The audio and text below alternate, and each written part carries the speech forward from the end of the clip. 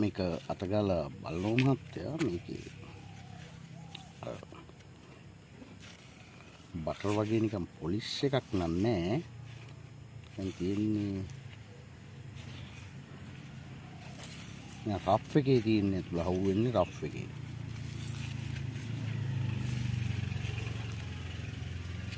මෙහෙම තමයි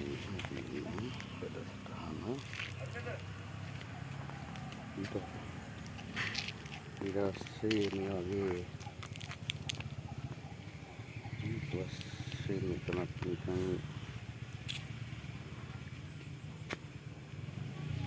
හදියකට හුරු වගේ නිකන් මාක්කයක් තියෙනවා.